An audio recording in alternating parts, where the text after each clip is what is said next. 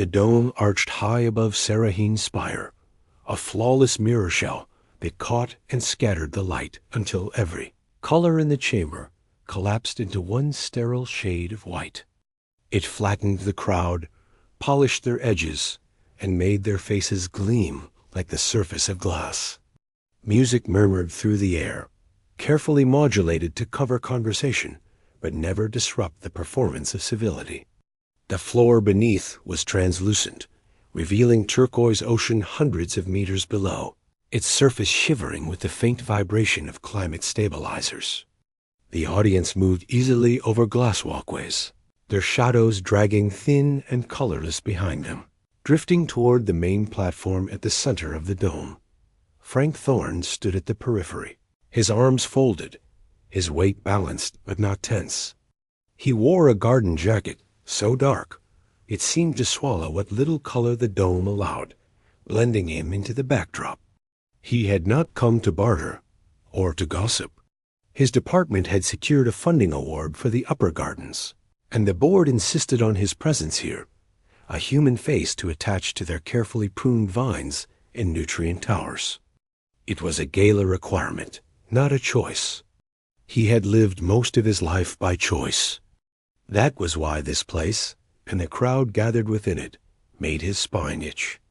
A hush swept across the dome. From the floor, a plinth rose. On it, a girl stood barefoot beneath the glassy glow. Her skin was yellow bronze, smooth and faintly luminous in the sterile light.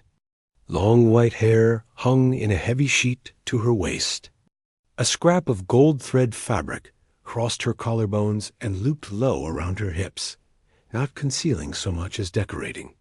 Her hands hung at her sides, the tendons in her arms sharp with strain. The host, slim and dressed in white, so polished it seemed lacquered, extended his hand toward her as though unveiling art. His voice carried smoothly across the dome, calling her Lot 6, hybrid origin, fully compliant. He called her a pleasure animal.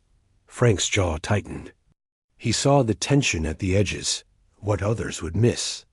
Her gaze moved not lazily, not demure, but quick and searching doors, lifts, service hatches. She kept her shoulders level, but her knuckles had gone pale with the effort of holding still. She was not serene. She was managing panic. He recognized it. He had seen men wear the same mask on scout ships after months of silence when the stars pressed too close and the hull groaned like a coffin. That look was not calm. It was endurance at the breaking point. The crowd murmured. A man near the bar whispered about Collector's Peace. Two women in tailored white leaned together, smiling like patrons appraising wine.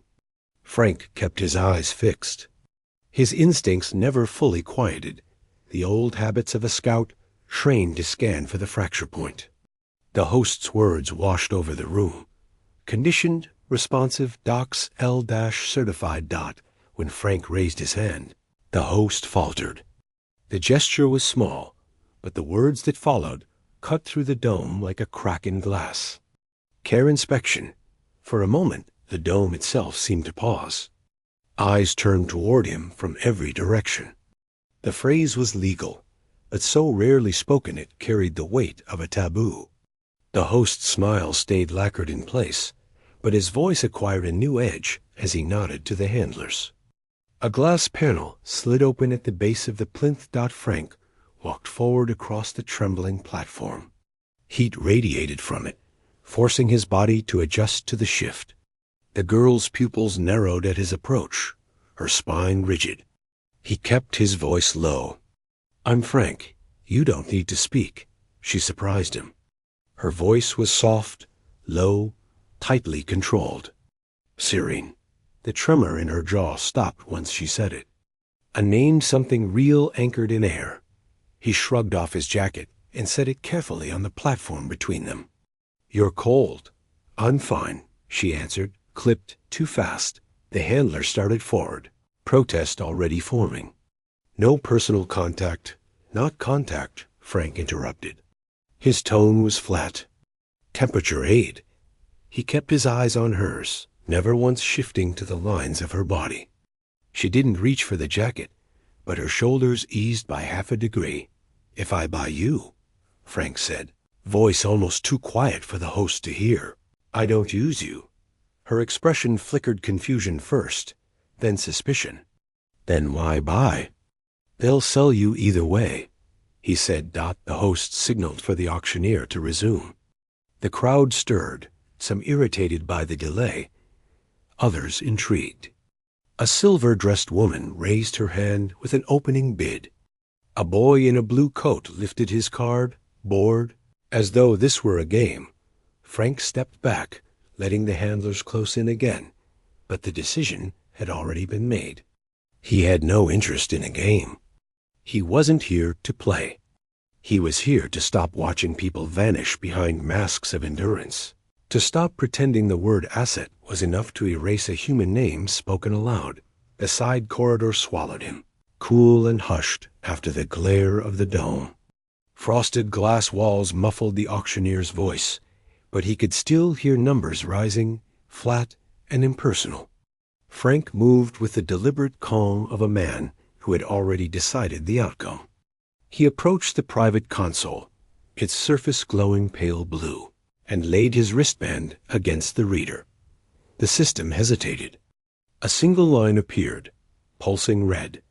Authorization level required. Frank keyed in an access string he had not used in years, the kind of code issued to scouts who might be called on to classify sensitive discoveries in the field. The console blinked once, then opened a cascade of menus, each framed in bureaucratic language designed to obscure what they really did.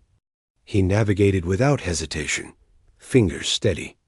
Reclassification under Article 52D. Private welfare clause. The warning filled the screen. Expensive, irreversible, permanent obligation of care. He accepted. His balance dipped into the red. Inheritance nearly gutted. Confirmation scrolled in cold letters across the panel. Transfer complete.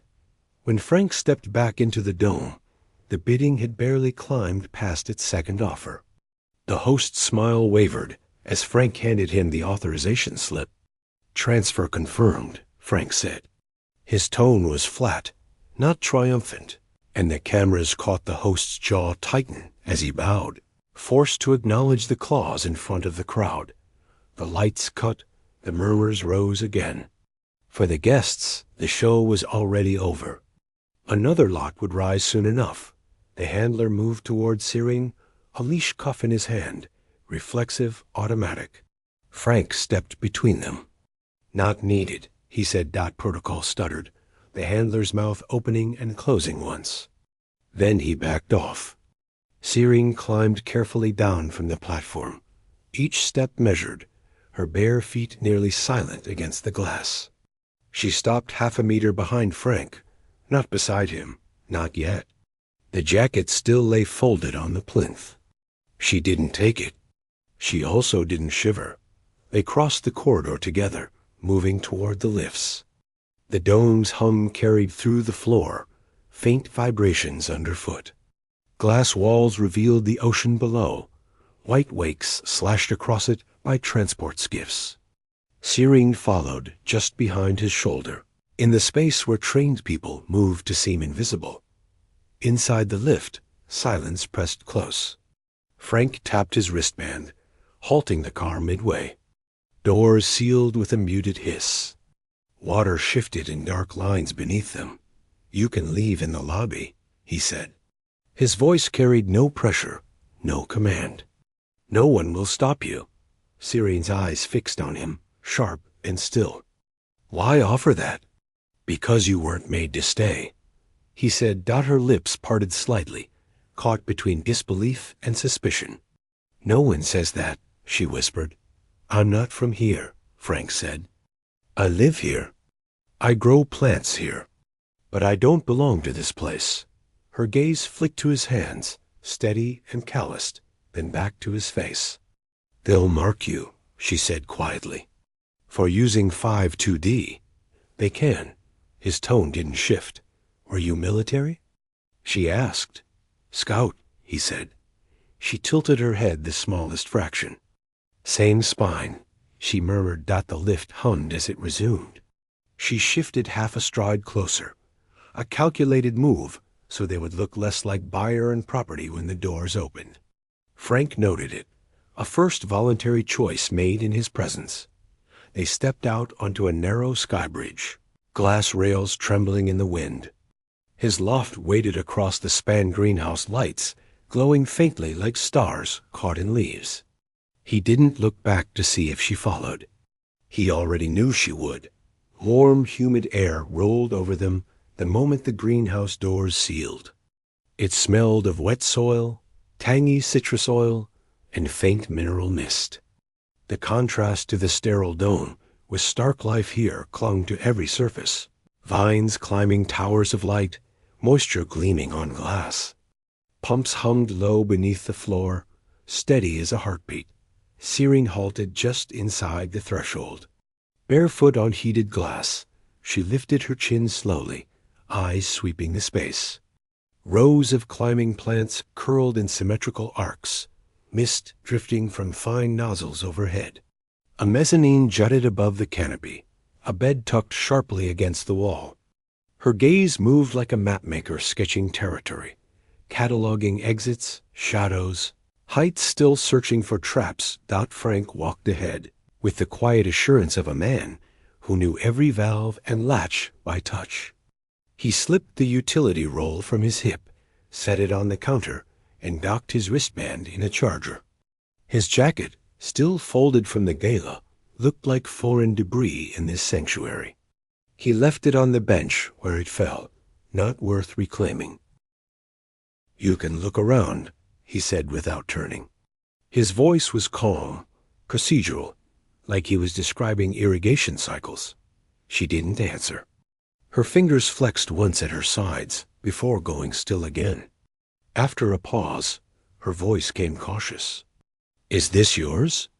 "Yes." He opened a drawer, withdrew a kettle, set it on the induction coil. "All of it? Why live alone?" "I don't like noise." He hesitated, glanced over his shoulder.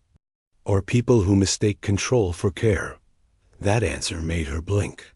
She did not press. Instead, she drifted forward, every step deliberate, her long white hair brushing against her back. She stopped beside one of the hydroponic towers. Moisture had gathered on the leaves, trembling like glass beads. She leaned close, but didn't touch. Her eyes narrowed. Were they? She asked. Citrus hybrids. Viral graft. Low maintenance, high yield, good air output. Her brow drew together, then eased. "You keep things alive. That's the job," he said. She absorbed that in silence, then stepped back, her shoulders loosening slightly, like a cable under tension, beginning to slack. The kettle whined softly. Frank tapped the burner off and drew a shallow basket from a chilled drawer. He sliced bright orange fruit into quarters, setting them beside crisp flatbread and a cup of seed coffee on a steel plate. He did not gesture for her to sit. He simply left the plate on the counter and turned to his workbench. She approached as if walking into a snare, then lifted a slice. The juice stung her tongue, sharp, bittersweet. Her body trembled once before she could stop it. She froze, braced for rebuke. "Eat," he said, without looking back. No praise. No command. Just permission. She finished every piece, arranging the plate in a neat square on the counter seam. Frank glanced once, said nothing, and returned to trimming a sprout. That silence mattered more than any words could. After a long pause, she asked, "Why were you at the gala?" "Mandatory. Funding for the upper gardens." "You didn't want to go?" "No." Her eyes lingered on his profile. "Then why bid?" His knife stopped against the board. He didn't look at her when he answered. "Because I've seen what happens when no one does." Her mouth tightened. "And what happens now?" "You live," he said, "until you decide what else you want to do." She stared at him, waiting for the hook. There was none. Her gaze flicked to the mezzanine bed corners, folded with military precision, blankets drawn tight. Where will you sleep? Balcony. In the cold. It keeps the head clear. She weighed that for a moment, then gathered the folded sleep wraps from the bench and ascended the narrow stairs. Halfway up, she stopped and looked back down. Why did you ask my name? Because it's yours. She studied him for one silent second longer, then climbed the rest of the way. Frank dimmed the lights to night mode. Mist curled faintly over the floor. He stepped onto the balcony, hammock swaying in the sharp night air. Beyond the glass, the ocean stretched black under the city's glow dot inside. The bed creaked softly as she lay down. She hadn't locked the door. She hadn't asked what he would demand. That meant she was still waiting for the kindness to crack. Frank stayed awake a long time, listening to the hum of the pumps in her quiet. Steady breathing above got morning light cut across the greenhouse in white shafts as the dome's filters shifted, sliding narrow beams over glass and vine. Mist had already cycled, leaving dew trembling on leaves, the whole loft carrying the crisp smell of citrus and soil. Frank moved barefoot at the counter, slicing fruit with steady, scout-trained rhythm. He had been awake since dawn. Old habits never left. He expected her to be gone when the mezzanine creaked. Cyrene descended the steps with careful quiet. She wore the cream sleep wrap, her long hair brushed straight and dry. The blanket she had used was folded square at the bed's foot, corners tight. Order pressed into every gesture, a survival habit. She stopped near the citrus tower, eyes cast to the floor. I wasn't sure if I was supposed to stay, she said finally. You are, Frank said.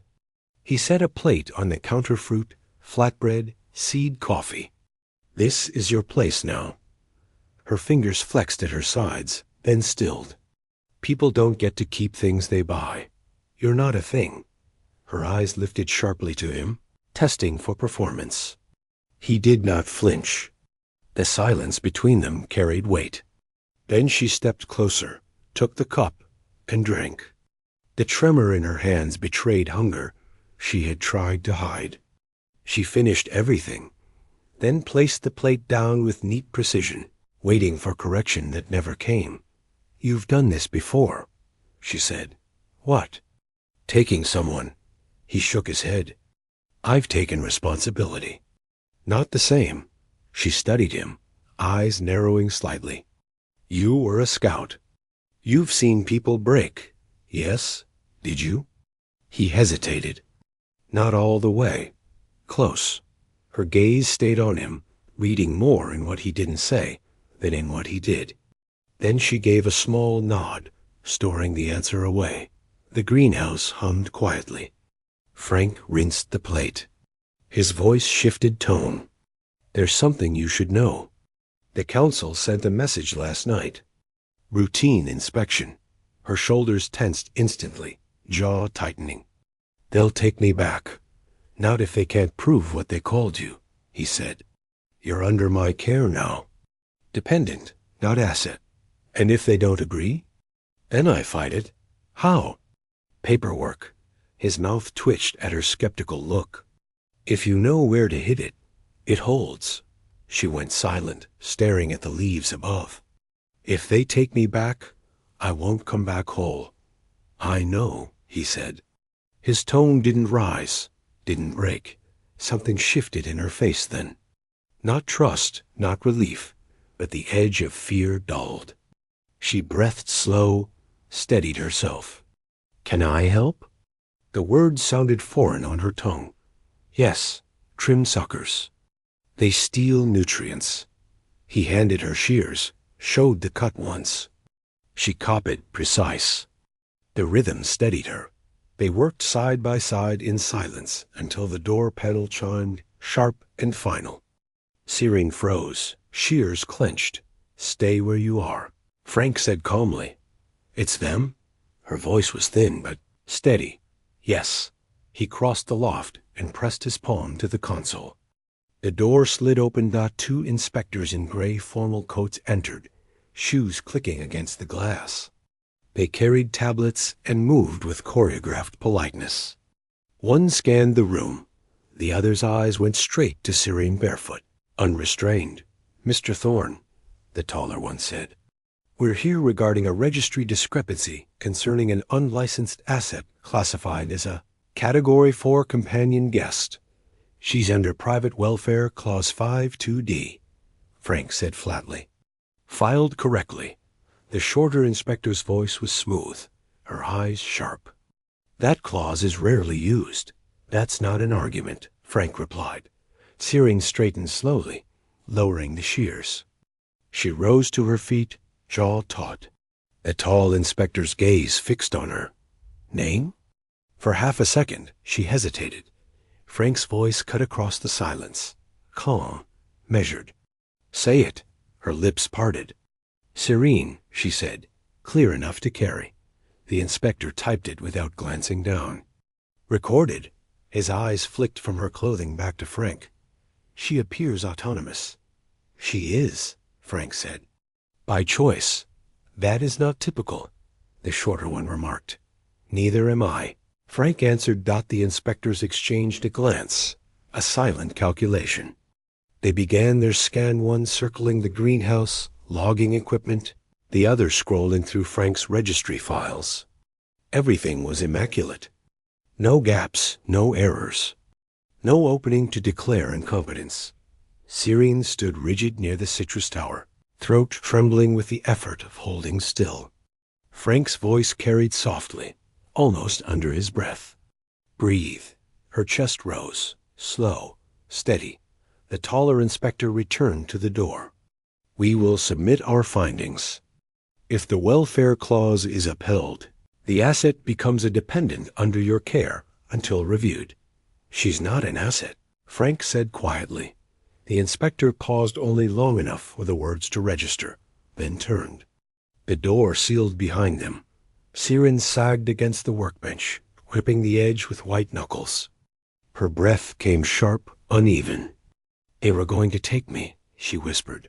No, Frank said. They wanted to see if they could. Her eyes lifted to him, wet but unbroken. If they come back, until the review passes, they can try. But now they know someone is watching back. She stared at him, the fear still alive but thinner, tempered by something else, an edge of defiance. Slowly, she pushed away from the bench and stepped into the misty warmth of the greenhouse. For the first time, she tipped her head back, breathing as if the air belonged to her. Frank leaned on the counter, arms folded, watching her claim the space inch by inch. He knew what the crowd would never ask, but he could already answer. Why he had spent his inheritance on someone he didn't intend to use. Because he had spent too many years watching people disappear behind sealed doors with no one to call their names. He was done watching. Dawn spread pale and cold across Sarahin's spire, the dome above the terraces shifting from blue to amber as the city roused. Mist clung to the glass walkways, curling away in faint ribbons as cleaners guided drones along the railings. The air tasted of salt and ozone, sharper here than in Frank's greenhouse.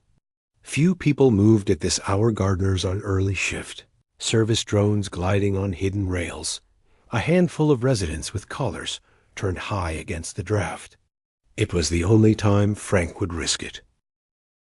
Serene stood before the mirror by the mezzanine steps, the black shirt he had given her drawn tight at the waist with a belt.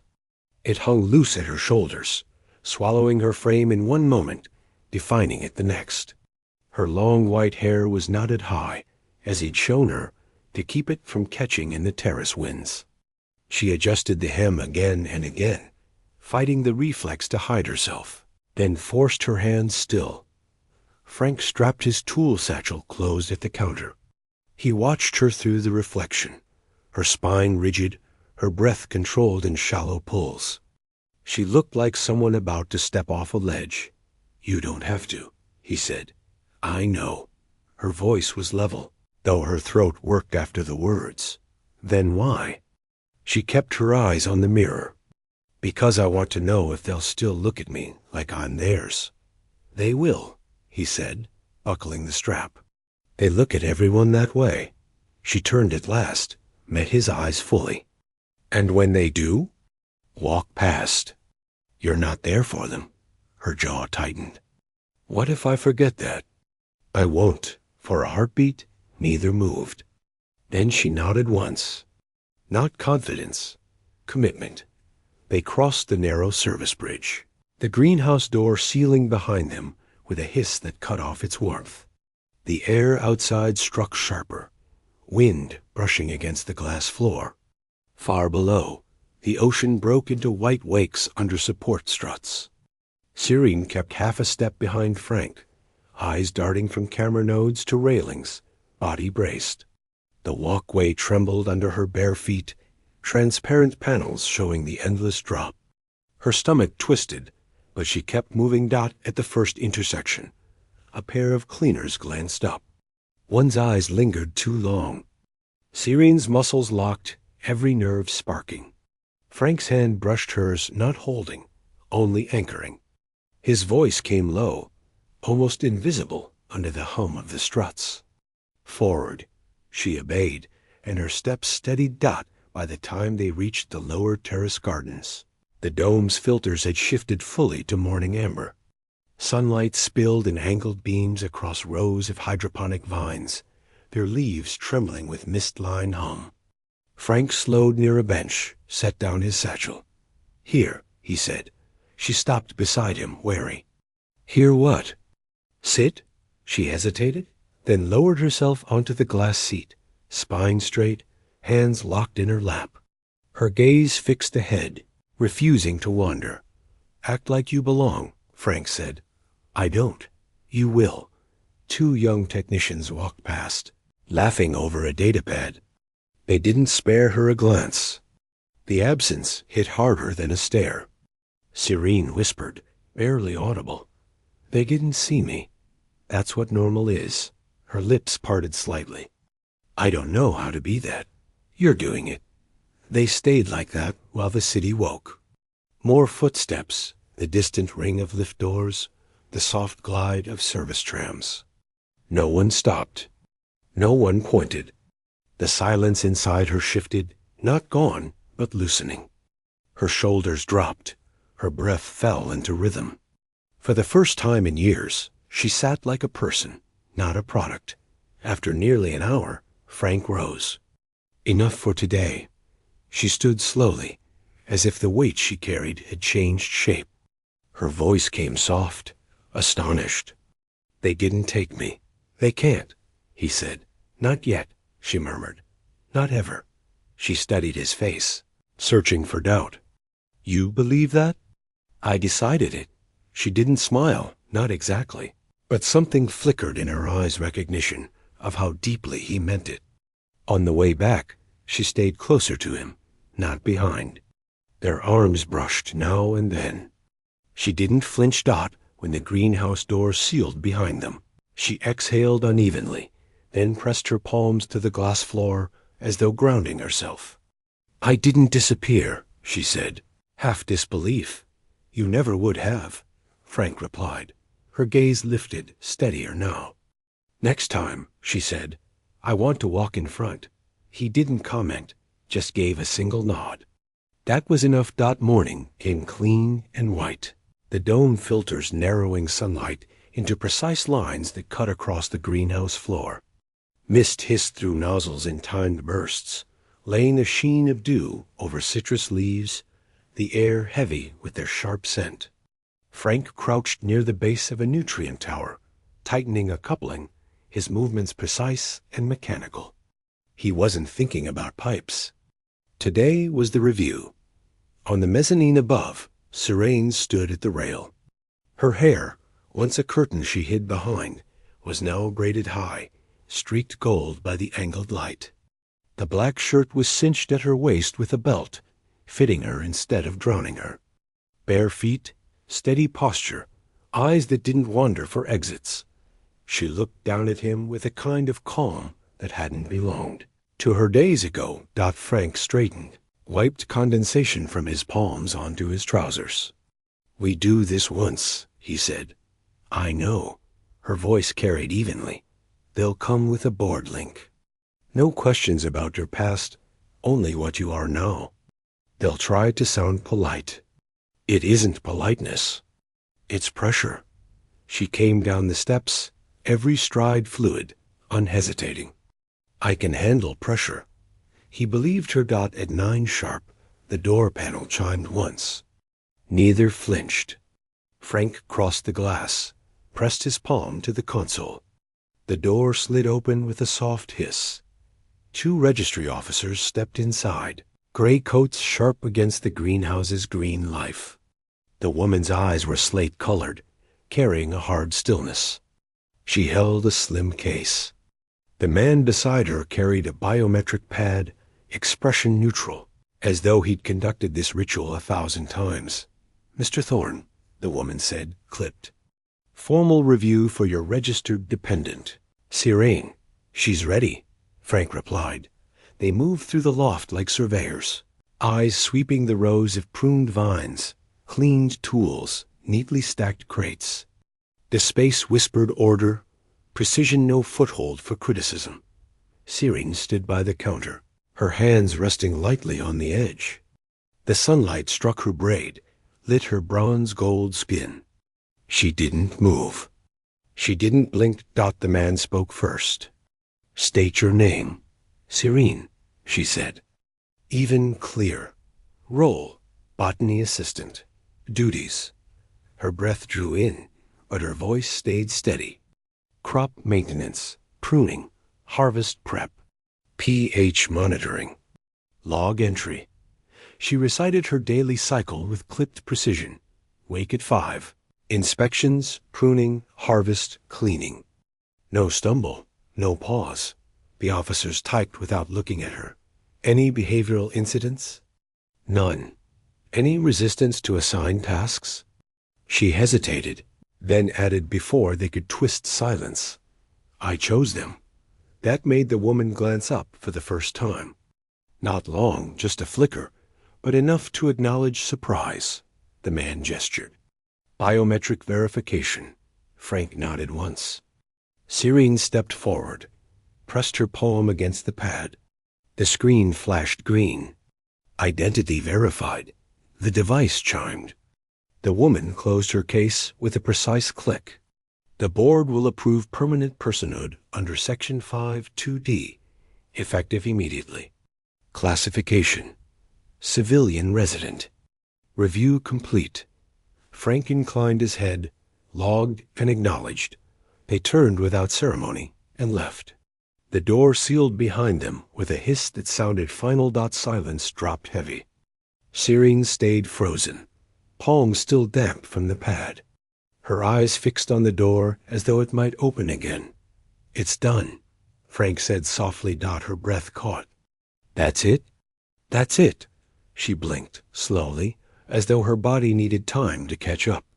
Then she stepped back, walked into the center of the greenhouse floor, arms hanging loose at her sides. She turned in a slow circle, taking in every vine, every mist line, every glint of filtered light. They can't take me back, she whispered. No. They can't sell me. No. They can't erase me. No. Her laugh broke out then, short, cracked, stunned. She pressed both hands to her face, shoulders trembling. Not tears, not yet, just the pressure of years loosening all at once. Frank didn't move. He only watched when her hands dropped. Her eyes were wet, but steady. What happens now? Now, he said, you decide what your life is? She crossed the floor slowly, barefoot on warm glass, until she stopped so close he could feel the heat of her skin. Her hand lifted, resting light against his chest. Her voice was low, almost unsteady. I want this, you, us. For a long moment he didn't move. Then his hand covered hers, steady, anchoring. Then it's yours. She exhaled, deep and shaking, as if releasing something locked in her bones. By evening, she was walking barefoot again between the vine rows, a crate of citrus in her arms. The observation log lay closed on the counter. no longer necessary. Outside, the dome dimmed to gold, then to night. Frank watched her moving through the misty light and knew she wasn't surviving here anymore. She was living, and she had chosen to. Evening settled over Sarahin's spire like molten glass poured across the dome, streaks of gold fading into indigo. The greenhouse pulsed with quiet pumps humming, mist drifting in faint curls, citrus leaves trembling under their own weight. Frank leaned against the counter, arms crossed, watching Serene move through the rows with bare feet, in the ease of someone no longer counting exits. She carried a shallow crate of fruit, setting it down as though she had always belonged among the vines. For the first time, silence didn't mean waiting for the kindness to break. It meant air to breathe. She turned to him, hair loose from the braid, spilling white over her shoulders. "They won't come back," she said, testing the words. "No, they can't take me. They can't." Her eyes searched his face. "Then what happens now?" "You decide," he said. His tone was as steady as ever, but beneath it lay something he hadn't spoken before. She came closer, each step deliberate, until her hand found his chest again, palm flat over the steady rhythm of his heart. "And if I decide I want this," her eyes lifted to his, "you, us." He didn't flinch. He only covered her hand with his own. "Then it's yours." Her breath trembled out of her, caught between disbelief and release. A smile flickered, small and uneven, but real. For a long time they stood like that, greenhouse lights dimming as the dome shifted to night. It might have ended there enough to live, to stay, to claim her name. But Frank drew a slow breath, as though weighing whether to open a door he had kept sealed. "There's something I didn't tell you," he said. Her gaze sharpened instantly, muscles tensing. "What?" "When I filed the welfare clause, I had a backup." He hesitated, eyes steady on hers. Section 52B, an old statute. It lets you reclassify someone as spouse. The words hung between them, dense as fog. Her hand curled against his chest. "Spouse," she repeated, as though testing the shape of it. "That would have made me yours. It would have made you safe." His voice carried no edge of ownership, only finality. "If they had failed the review, if they tried to pull you back, I would have done it. I don't lose people anymore." Her breath caught, chest rising once, hard. She stepped back half a pace, staring at him as if to catch the lie, but there was none. His face was calm, eyes unblinking. Not dramatic, not desperate. Just certain. "You would have given your life to bind mine," she said, low, almost disbelieving. "I already decided." Her throat worked, 1,000 unsaid things flickering across her face sphere. Anger, something hotter, something dangerous. She turned in a slow circle, eyes sweeping the vines, the mist, the glass. When she faced him again, her voice had steadied. "I don't need 52B. No. But if I chose it." She stepped close again, closer than before, so near the warmth of her skin met his. Her words were quiet, sharp as a blade. "It wouldn't be to be safe. It would be because I wanted it." Frank's jaw tightened. "Then it's your choice. Only yours." For the first time, she smiled without hesitation, small but fierce, her eyes shining in the misty glow. "Then I choose." She lifted onto her toes, pressed her forehead against his, and let the silence carry the rest. Outside, the dome shimmered with reflected ocean light, the city humming with its endless machinery. Inside, in the greenhouse warmth, Serene was no longer property, no longer a name hidden under a host's smile. She was a person, a partner, a wife by choice, not claimed, not bought, not bound by law alone. Chosen. Frank closed his eyes, exhaled slow, and let the weight he had carried for years bleed away.